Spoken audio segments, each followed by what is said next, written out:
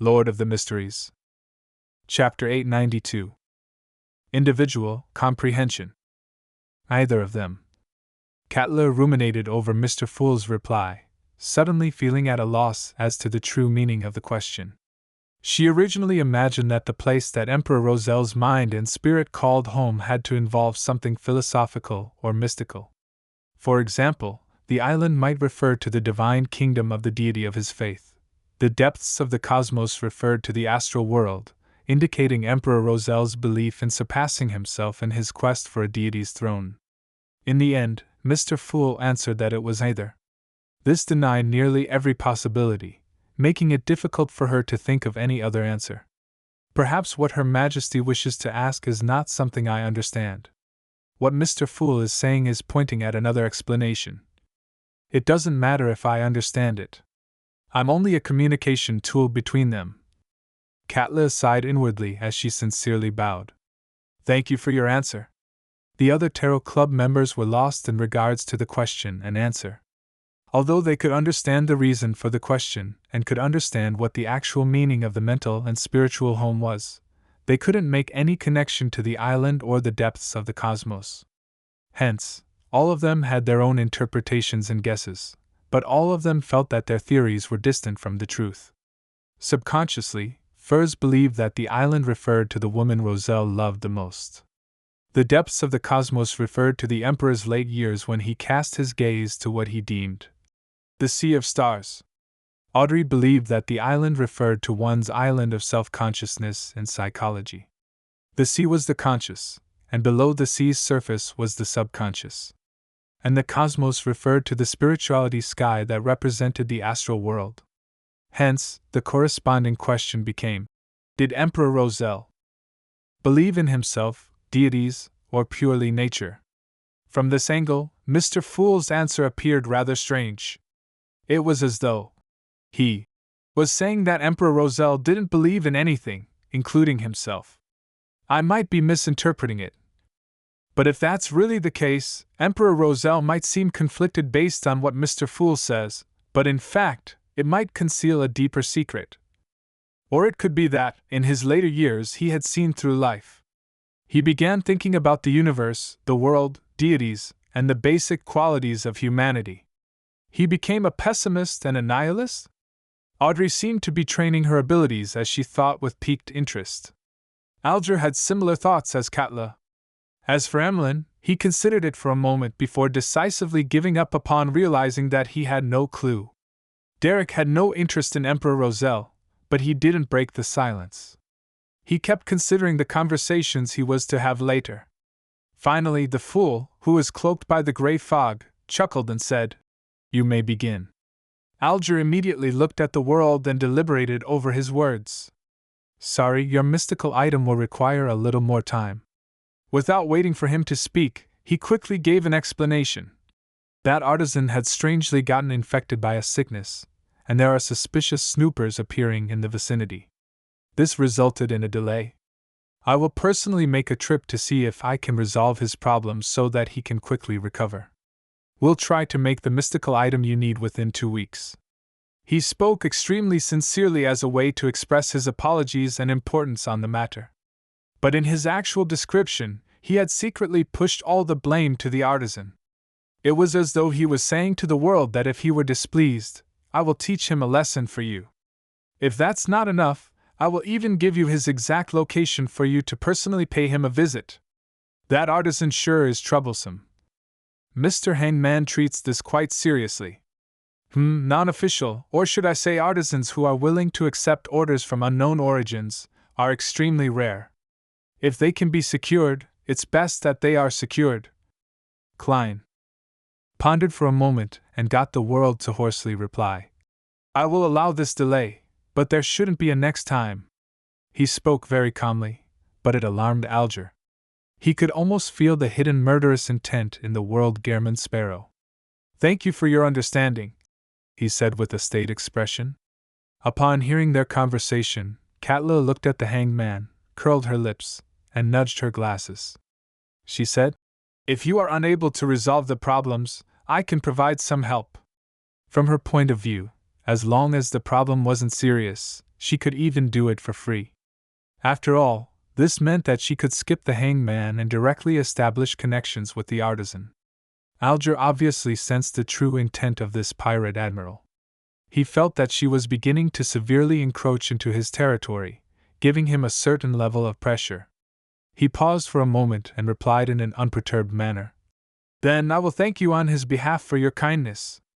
On the one hand, he expressed his close ties with the artisan, and on the other hand, didn't directly object to her help, thus giving him sufficient leeway. Compared to having Gehrman Sparrow find fault with him, sacrificing some benefits wasn't something unacceptable. Katla didn't harp on the matter as she turned to look at the world. "Are you pleased with the information on West Balam?" She had already gathered all the information on West Balam that Gehrman Sparrow needed last Thursday. She had handed it to him via the strange messenger. She was filled with fear when it came to Mr. Fool, so given any other methods, she was unwilling to disturb that existence. "It cost me a total of £300. If it wasn't good enough, I would have asked for a refund there and then." Klein mumbled and made the world answer tersely as an affirmation. Then, the fake person cast its gaze on Miss Magician. Furs immediately felt uncomfortable, akin to the feeling of a rat being targeted by a cat. She couldn't help but consider if she had done something wrong. Could it be that during my conversation with Zio, my description, no, defamation of Dwayne Dantes was heard by him? Or is he displeased that I didn't refund him the money? Furs stopped thinking about the bodyguard mission that had happened days ago as she asked, quaking with consternation. "Mr. World, is there something?" The world nodded and said, "A commission. Get information on Caldero and City from the Abraham family. Most important of all is its location. Calderon City. Why is the world suddenly searching for this mysterious spirit world city? An instruction from Mr. Fool? It's a new part of his reawakening plans?" Katla had some idea about Caldero and City, so she was quite perplexed. The other Tarot Club members, including Furs, didn't know what city the world was looking for. All they could do was maintain their silence. Among them, Emlyn felt that he had heard of it before, but he couldn't recall the exact details. About 4 seconds later, Furs forced a smile. "No problem. I can help you ask. How much would it cost?" The world asked in an unperturbed tone. £1,000. No, £500. No, I still need to deduct the bodyguard fee. Furs's mind raced and finally gave her price. £350. That's cheap. Other than the Spirit World 7 Lights, perhaps only the Abraham family has detailed information on Calderon City. Yes, to Miss Magician, it's just about asking her teacher.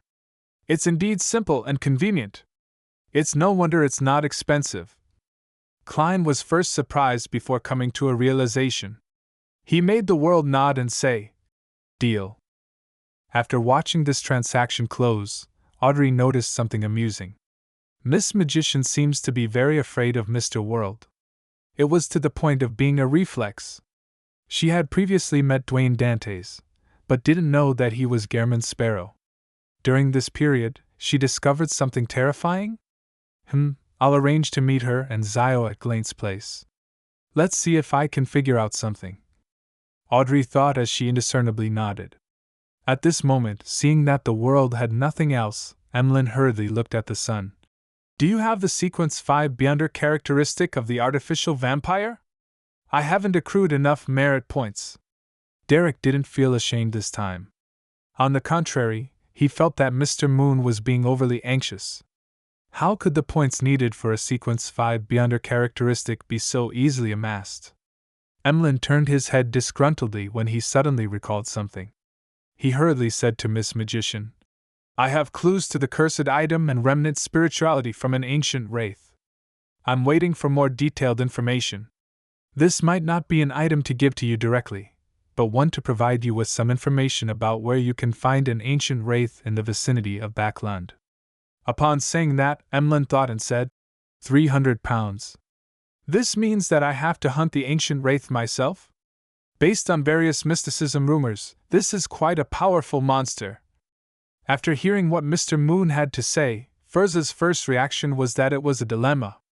Her second reaction was to commission the hunting mission to Mr. World. She was certain that he could quickly and successfully complete it. But upon the thought that hiring Mr. World might cost far more than what the ancient wraith was worth, she felt that it was better to attempt it herself. I'll wait until Zio becomes an interrogator. Together, we should have a higher chance.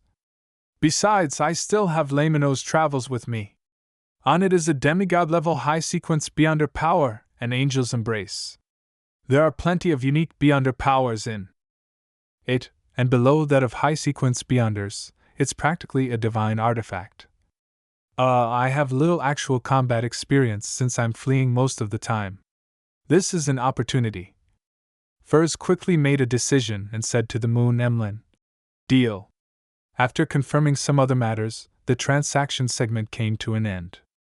Klein got the World Gehrman Sparrow to beat Mr. Hangman to the punch by looking around and saying, "My preliminary investigations regarding Backlund's quarrel and suicide has borne fruit.